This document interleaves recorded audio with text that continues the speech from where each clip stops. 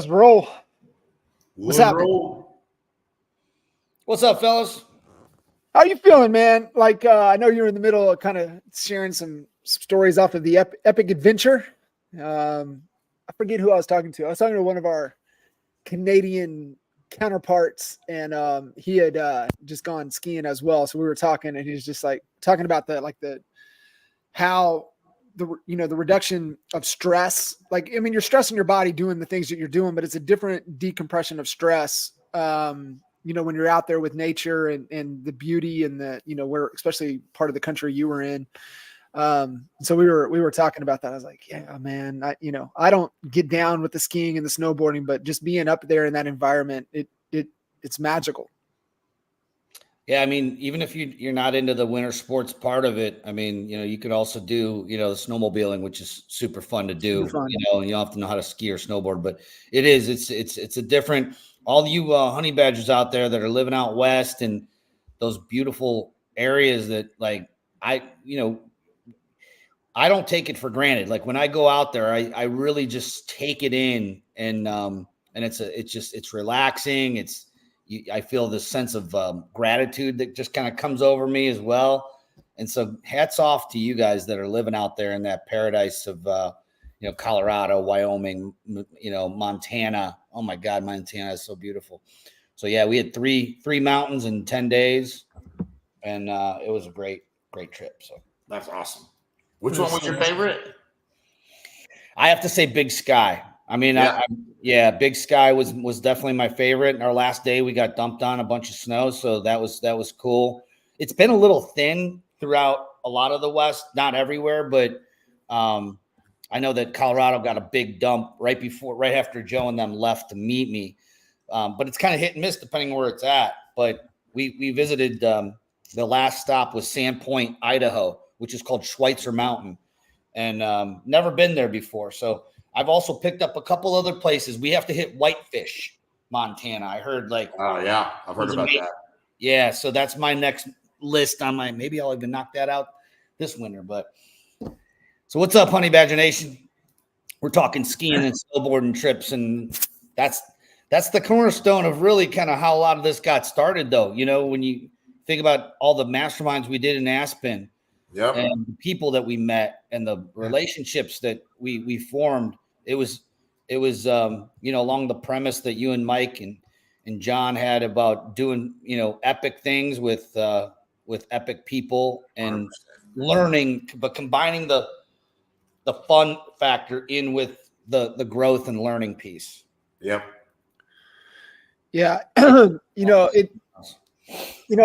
of the things, because we've all been to a lot of events, right? And when you're able to marry the two, because sometimes you can't, right? Sometimes it's just all outside of the room, right? Just usually where it's at, and conversations, and then sometimes you're not even in a location that creates, the magical epic moments.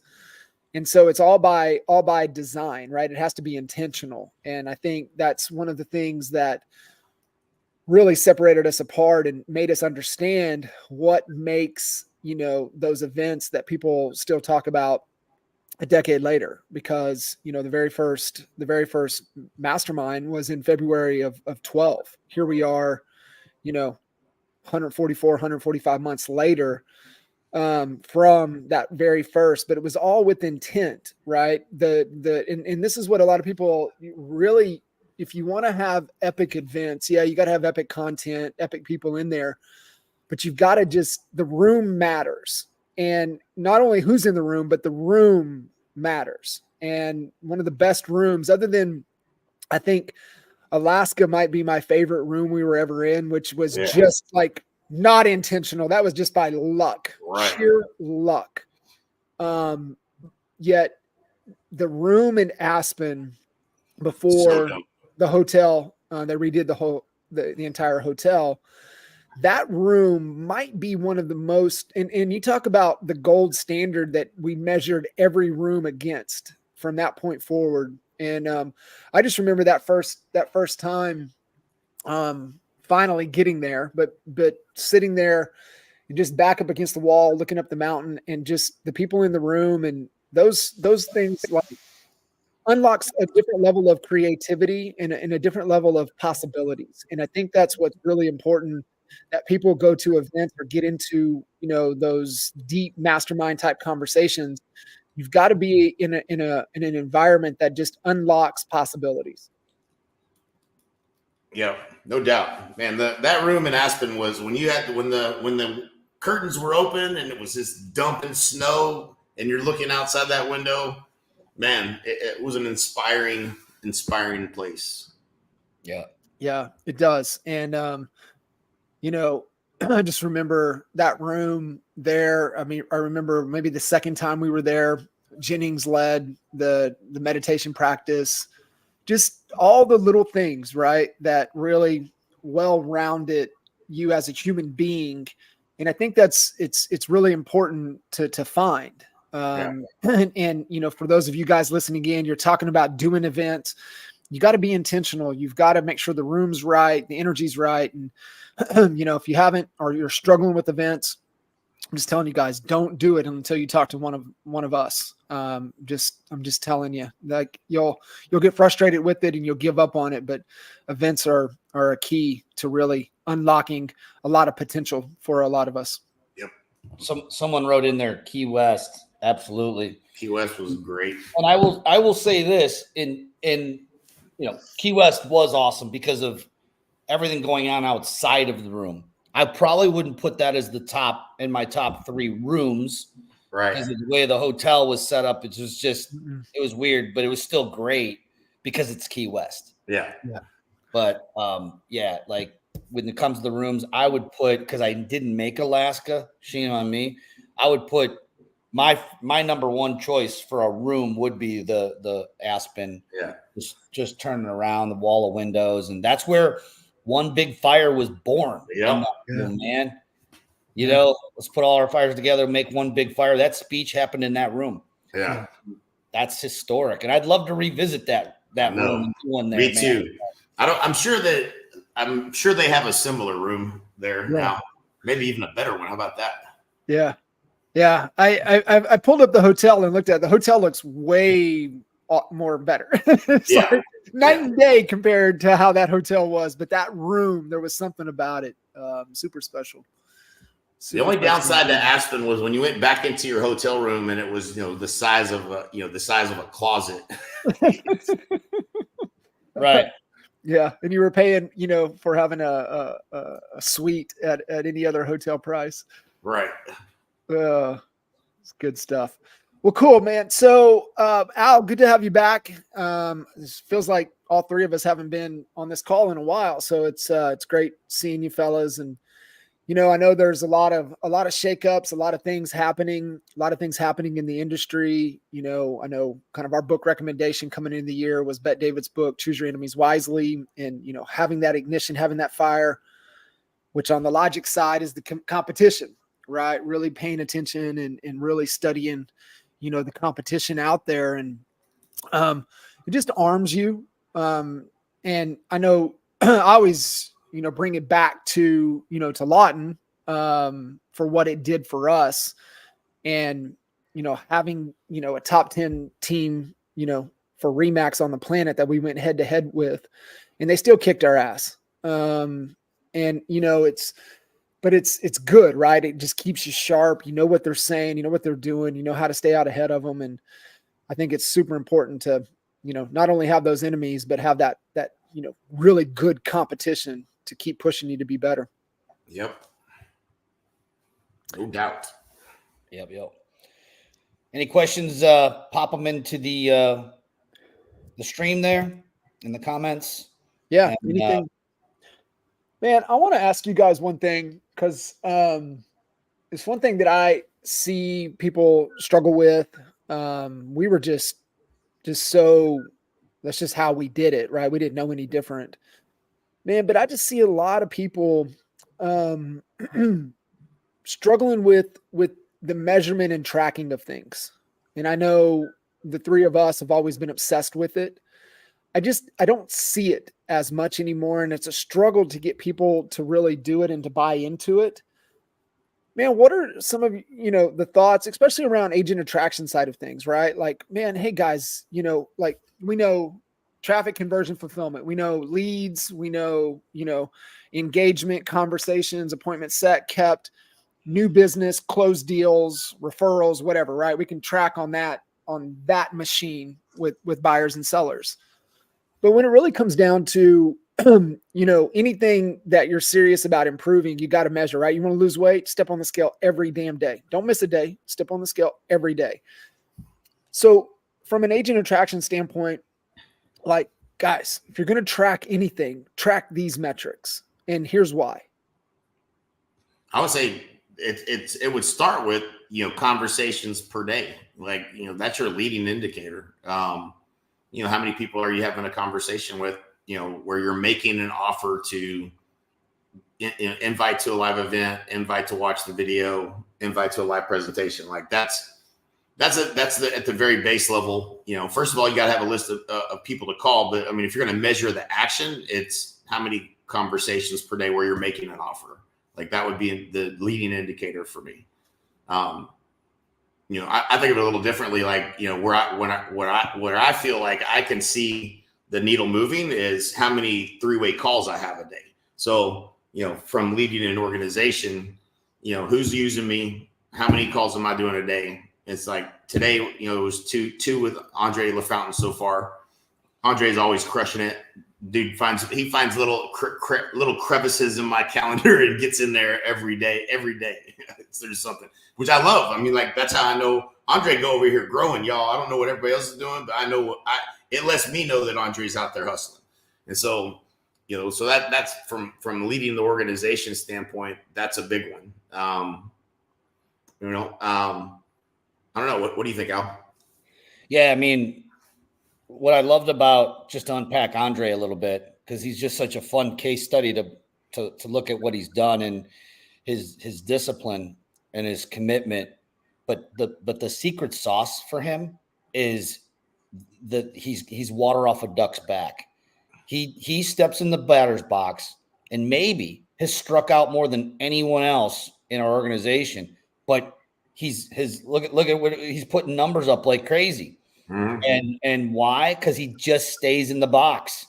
Everyone else is like, should I get in the box and take some swings or shouldn't I? He's just in it. He just gets in that box every single day. He gets no's. It's like, there's a million different ways that, there's the go for no book, and there's the whole just mindset around, being resilient when it comes to sales. I don't know anybody that embodies that better than our boy Andre. Yeah. I would agree.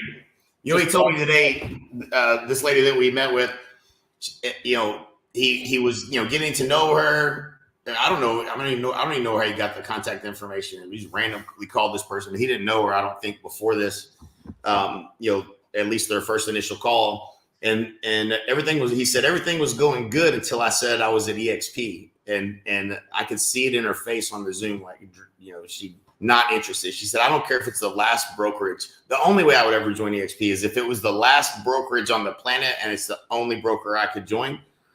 And he said, oh, so you had a bad experience. It's like, yeah, 2 agents I did deals with EXP didn't care at all about the deal and only cared about trying to recruit me. And that was her perspective. Yeah. I had a call. She did do her research. He got her interested enough to watch a video, to start doing her own research. And then she got on a call with me. I broke down how I felt like we could help her. She wants to double her business, go from 30 to 60 deals. We're world-class at that. And so the needle moved again, like this far from my call. He stayed on with her, answered all the rest of her questions. And she said at the end of his portion of the Zoom after I jumped off, congratulations. I am seriously considering making this move to EXP now. Right. Wow. And so like, that's a testament to, some tenacity on his part and not letting somebody's opinion out of the gate, cloud trying to actually really see how you can help somebody, and it was a great call. She's great. She's definitely going to join. When I got off, I was like, that's a good one. She's not dumb. She's smart. She knows we're going to help her. She's not getting that help. She's going to save She was at a 550 per transaction company. She did 30 years, wants to do 60. That's another 16,000. She's paying 700 a month for Boomtown. That's another 8,000. It's just simple math. And then, the thing she's joining is her belief that we can help her. That's what she's joining. She's not joining just EXP. She's joining the belief that we can actually help her go from 30 to 60. Yes. So that's the thing I keep seeing over and over again. I want to pull something out of that real quick too, because I know that I've been stumped up, like, look, when you're throwing a curveball like that, like when someone says, because I think it was Kevin or Fred, one of those two guys said, I'll join EXP over my dead body. And they're some of the biggest proponents right now of EXP, but that was their mindset. So how do we handle that objection? And I'll give you one little objection handler, and it's not really handling the objection. It's actually just agreeing with it. It's a judo move, right? Mm-hmm. So, and I learned this. I don't know who taught me this, but it's I know where it came from. It came from selling my sales guy that was in my brokerage that sold Kirby's. Yeah. Prior Kirby vacuum cleaners. And it's perfectly fine. Jay, it's perfectly fine to, feel that way about EXP after having a couple weird deals with some knuckleheads there, that only cared about that. I mean, I'd be frustrated too. And so just agree with it and keep rolling with it and make it a real core. It's you know what that is? It's called a neutralizing statement. So okay, yeah. It's I love that. It's perfectly fine. Like, and then there's also feel, felt, found, right? Like, I can understand you can feel that way. We've had other agents that we talked to that felt the same way, and what they found is that they didn't let one agent transaction cloud their judgment on whether or not this could be the opportunity that they're really looking for or whatever, right? So like. It's funny because like I remember going to this training with Bruce Tanner, and he's this long-haired dude. He had long white hair, and it was like once a week for 8 weeks. It was sales training. It wasn't just real estate; it was sales, and they taught all of those principles on how to neutralize. When somebody gives you an objection, you just neutralize it. I agree with that. That's perfectly fine. I can see how you can feel that way. Those are so powerful in. You don't want to start arguing and debating with them on that. You just want to agree with them. Yeah. That's it, neutralizing. That's what it is. And a lot of people out there is like real estate is not really a sales position. It's more of an advisor position, which I'll agree with to a certain degree. I think it's a blend of both. And you have to be able to get the marbles out of your mouth to be able to handle one of these curveballs that are thrown at you. Otherwise, you're going to be there like a deer in headlights. And you're like, oh, okay, well, sorry to bother you. And you move on.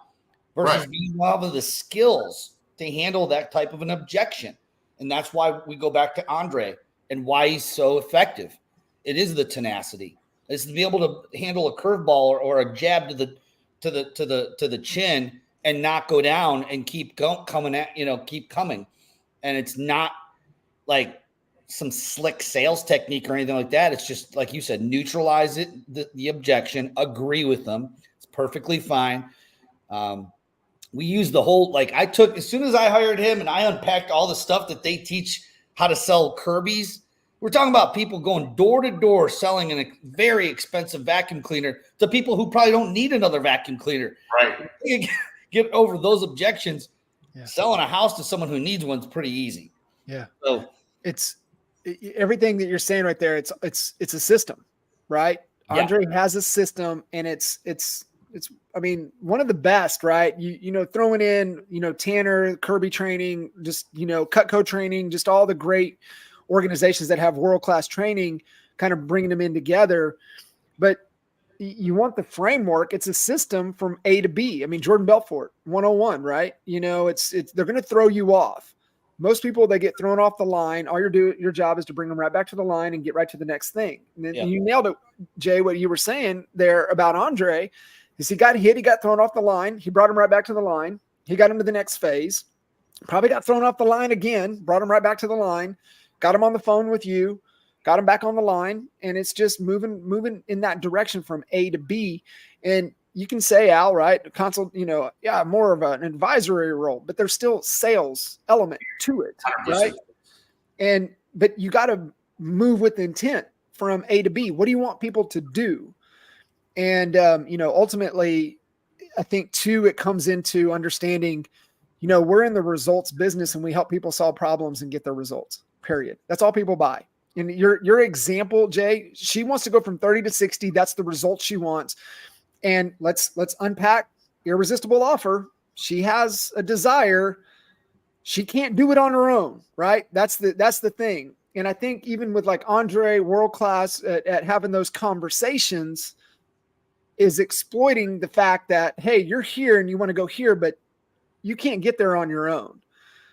And then you help give her a bridge of where she's at. And here's the path. And here's who we've helped do it. You said, hey, we're world class at taking people doubling their business because we have proof after proof after proof after proof. And then it's the bottom element of collapse time with less effort and sacrifice. They sign up all day long, but it's a system. And I think that's what people are missing. Yeah, we talk about, hey man, it's just having a conversation, but it's a system that how you have the conversation and you're moving them to the outcome that they're wanting. And, if Andre probably wouldn't have pushed her down the line if she's like, man, I have no desire to grow. I'm complacent. I'm good.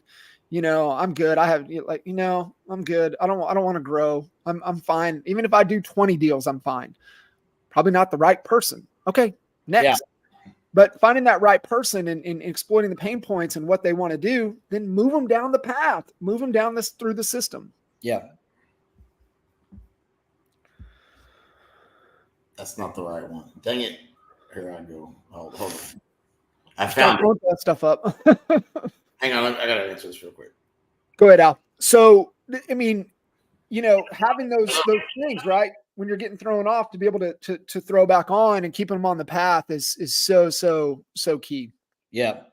I mean, you've brought up world class a few times, and Carolyn asked a question: what's the next event you guys are going to be both attending? And I'm going to be attending an event, I believe in April, that is a multifamily. Well, we actually have an event locally. I don't think that's the question she's asking, though. We're doing an agent panel led by Andrea Timko and Kaz out of Icon, and we have about 5 or 6 top producing agents. Some are team leaders, some are solos, and we're doing an event this month. But as far as like a bigger type of an event, I'm going to a multifamily, how to underwrite multifamily deals and such.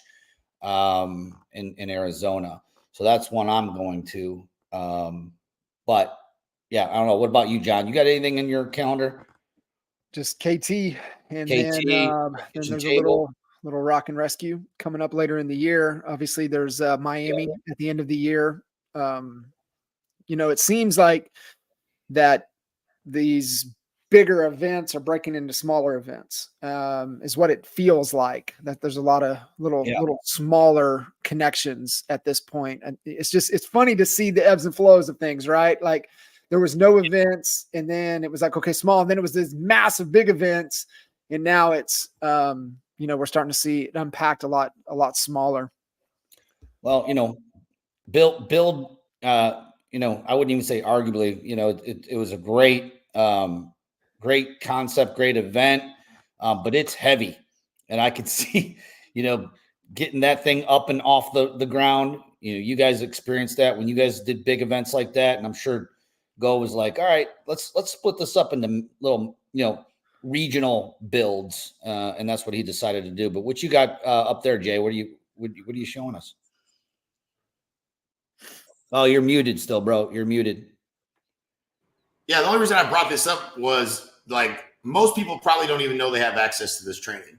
Like this, for me, this is like that world-class training on sales that Kirby does. It's all probably come from somebody selling something door to door historically. But when you look at like what you were just saying right earlier, that's fine. That's perfectly fine. That's literally one of the examples they give, right? So these are the neutralizing statements: feel, felt, found, agree. So if you haven't been trained on sales and you feel like you could really use some sales training, you have it. It's in the boot camp binder. It's in that training.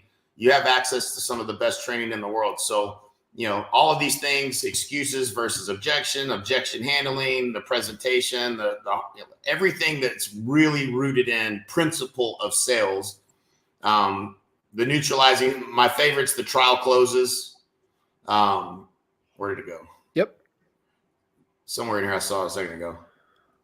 The closing techniques. It's so good. I mean, that's like one of the overlooked pieces of boot camp. I know we spent a lot of time on it when we were going through it, but I mean, that was from years of us, trial and tribulation, everything that we gathered that made us successful, that we would use with our team, ourselves. Like it's all there. Yeah. I use that shit every day. I mean, Yep.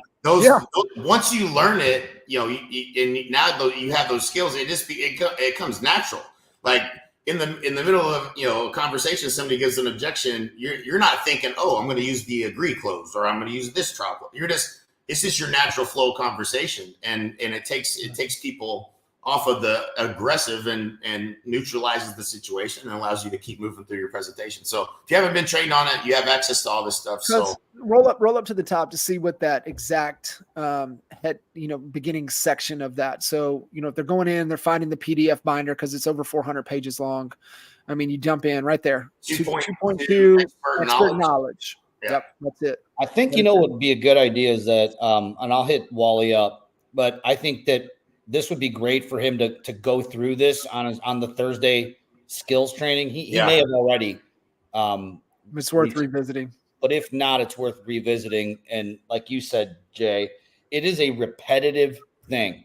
I mean, it's beating into your brain over and over and over again. It's going on appointment after appointment. It was what we were just talking about with Andre, and just doing it and messing up till one day you wake up and you go on an appointment and you walk out of that appointment and you're like, damn, I was good. Yeah.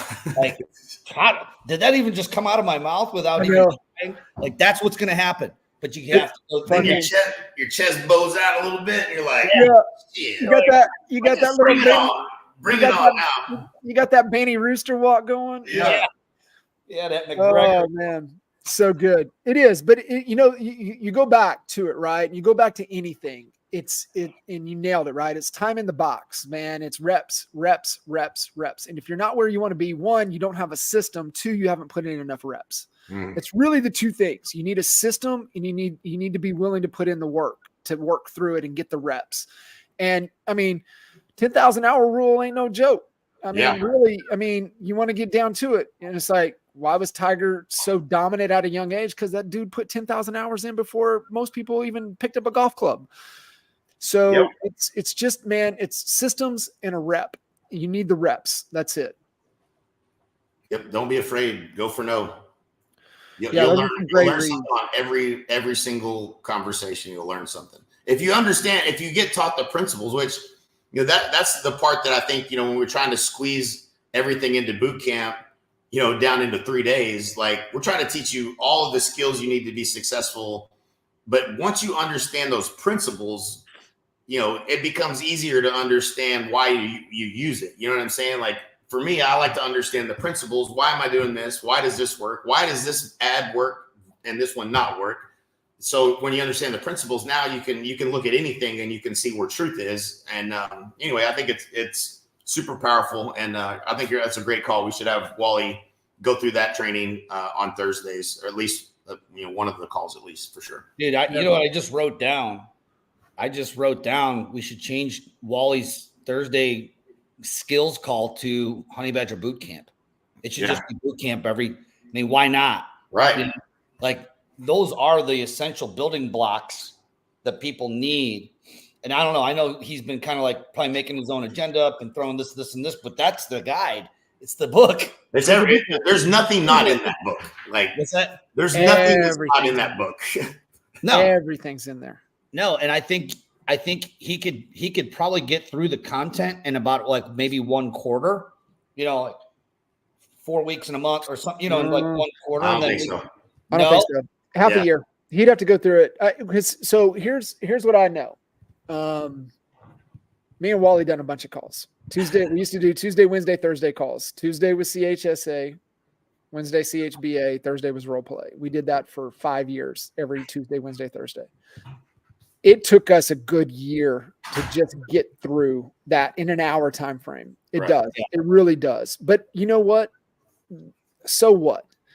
And I think you could kind of form it a little bit to where you spend about a half an hour teaching and then you open it up to questions. Mm-hmm. You know, the challenge is that I'd be curious if people would like to I mean, you know, there's a certain number of people that have gone through the training and are using some of the things that they've learned in the presentations and all that. And then a lot of folks just haven't.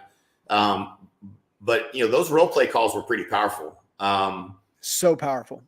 That might be something we should look at doing. I'd be interested to know who would, you know, participate in role play calls if we were to do them, whether they were agent attraction focused or even just in any, you know, buyer, general buyer and seller focused. Could be very helpful. They are. They're so good. And that goes back to what we said, the reps, right? I look at, you know, both of you guys went on shit tons of listing appointments, right? I mean, you know, to be able to, you know, to continue to grow and thrive, you're going to figure it out. Right. And then I look at somebody like, you know, like Alex, and the amount of not game time work, but the amount of outside game time work, the, you know, role playing, the handwriting of the script to just recording yourself, listening back to it, right? All the off the field reps, not just the game time reps. And, you know, anything that you want to develop that skill, I mean, you just got to go deep. You just got to go deep with that skill. Yep. And nobody better, man, than Wally to be able to run people through that every week. It's just, you know, the thing with Wally and the thing with us, you know, you show up, that energy is contagious. And, you know, with Wally, if you show up and play all out, Wally's there and he is the best. He really is. Yep. I agree. Good. Always add value. So, you know, I'm excited to, you know, these conversations kind of moving into the next, you know, moving into the future. There's going to be some shakeups. There has to be, right? There's got to be shakeups with all of these copycatters. There's got to be shakeups for the company that innovated and led the change in the industry. There's, you know, Glenn doesn't just sit by and let people pass him. So it's going to be interesting to see. It's going to be interesting to see what those other companies do. You know, how some of these, you know, relics. And dude, I had to go get a new computer. I told you last week, cuz what do you call my damn computer? A fossil. Pretty much. A relic. A relic. He called it a relic. That was the terminology. Hey, you got a great relic here. Like, what? I'm in the Apple store, and like, is that what you're trained to say to people? Shit, I don't want a relic. Call me a dinosaur? What are we talking about? Yeah, what are you talking about, man? So it's going to be interesting to see, right? I think, you know, we can start to see it's going to get way weird. I think we can all agree on that. There's going to be some things that are going to happen, you know, later into this year as we get closer to election time. And then, of course, there you go. You want to talk about getting weird? Get you one of these. Uh-huh. Oh my God, dude! These things. Listen. I don't care if you just go to the Apple store and have them give you the tour, or if you buy one. But if you get the tour on one of these things, this shit is the most craziest thing I've ever seen in my life. I don't know how to turn it on though. I was gonna say, how hard is it to what's the learning curve on that? It's actually, the learning curve is not. It's not at all. So even. So I look at I can't use Amber as an example, but Riggs picked it up, Kinley picked it up. That's not surprising, they're kids, but you just pinch your finger, like I'm looking at the screen. You look at it with your eyes, you pick it up and you just move it over here. You type, a keyboard comes up, you can type right on the keyboard. You don't have to have your hands up, you don't have to reach out. It sees what you're looking at with your eyes, and you just do this right here. And you can navigate anywhere and everywhere. And there's a couple little functions you got to figure out. Like you have to look at the right-hand corner and it'll highlight, and then you can drag it and make it bigger. But like it's actually got some utility and it's easier to use than I would have thought. So I think it's dead because I didn't charge it. But I find myself using it all the time. That's some Tony Stark. Yeah, like once I bought the whatever the Facebook ones were or whatever. Yeah, they were. We don't ever use them, right? We never get those out ever. This thing, you're going to use this. It's got a lot more utility to it. I bought the gaming one for the teenagers, where you could get into a bar fight and it's like all that stuff. Yeah, I haven't seen them get that thing out in like 7 months. Yep. It's we don't ever use those. I got 2 of them. Thought they were going to get better. Was it the Oculus? Oculus, yeah. Yeah, I own a pair of those. I think it's got the Facebook one. Are you talking about this Oculus? Oculus, yeah. Less than 60 minutes of use on it. Yeah, it's crazy. Give me my money back. I know shit. It's funny, Facebook is has failed at what was that thing that they sold that was real tall like this and it had a screen on it and they were selling for like $500 and I bought one of those and I every time I look at that I'm like, they need to stop trying to make shit. Like there was no utility to that thing. I literally used the only time I used it was because my mom has a US cellular phone and she can't FaceTime. So we would use it to FaceTime through the Facebook app. And I was like, that's it. That's really the only reason to use this thing ever. And it was so stupid. But Apple, they took shit to the next level of this. I'm talking crazy. It's amazing. It's incredible. And you can start to see some of the apps you download and start seeing how you're going to functionally use them. Like there's music videos with T-Pain. You can download the free song and you basically you look down at your hands and they're like diamonds and pink, and then there's this alien ship up. It's like being in the sphere is what it's like. It's like being in the sphere, only 3D everything. And half the movies you already have are 3D. You just didn't know it because there was no way to watch them in 3D. You watch them in 3D now. There's this little experience with this. It's called the dinosaur experience or whatever. And this butterfly is flying around. Literally comes up and you stick your hand out. He lands on your fucking hand, and you're like, "This somebody's just on my hand right now." Like outside of feeling that, it's as real as it could possibly be. It's incredible. Yeah. Anyways, that's my self fix. Everybody needs to at least try it, whether you buy one or not. It's up to you. But you're gonna have to. Hey, you got to put your link in the comments. So there's no affiliate link for Apple, so they're not cheap. They're not cheap. But the guy that told me to get one, he's just one of those guys that if I'm going to buy something, he's Mike Halo. He's one of the guys in Puerto Rico. Like I was going to buy some paintball guns, and he sent me the research he did on all the paintball guns before he bought them. And I was like, yeah, whatever you buy is what I'm fucking buying. I've never done this amount of research and got the right gun ever. And so I trust his judgment on things like this. And he was like, you absolutely have to go get one. So I got 2. I got one for another buddy of mine that's you can't order them because they don't have an Apple store in Puerto Rico, but I got to take them to this week. But pretty cool stuff. The only thing I would say is that I wish that everyone could share the same experience you're having. I think there's probably a way to do that. If you had 2 of them, I don't know for sure, but like it sucks that other people in the room can't see what you're seeing. It's kind of like being on mushrooms. Jay, Carolyn asked, can you use it for work and play, or is it more just a play thing? Yeah. So the only thing that's keeping me from using it from a work perspective right now is everything I have is in Google Chrome instead of Safari. And it's a little bit tedious to get get all your tabs saved that you would be using on a regular basis. So I just haven't done that yet, but I could totally, when I'm in Puerto Rico and I'm by myself, I'll probably be using this as opposed to the computer for a lot of things. I can see that being the case. I want to do that. I didn't want to, and there was no utility with the other thing other than like maybe playing a game or whatever. But no, I can grab and put ESPN up over here and watch that at the same time, or YouTube, and watch that over here. And I can be sitting in this room and it's like I'm in a theater. It's so damn big, watching whatever I'm watching while I'm over here working on, whatever I might be working on anything I can open in Safari.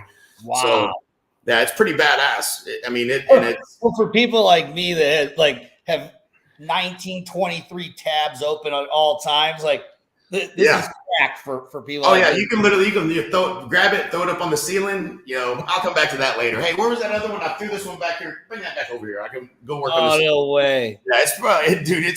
Go watch the videos on it. They do a pretty good job. And I haven't figured out how to use the video, but you can video from inside this. And I think some people are learning how to share that. I haven't done that yet, but you can take photos in 3D. It's fucking crazy, dude. It's the next level shit for sure. Yeah. Oh, we lost Johnny.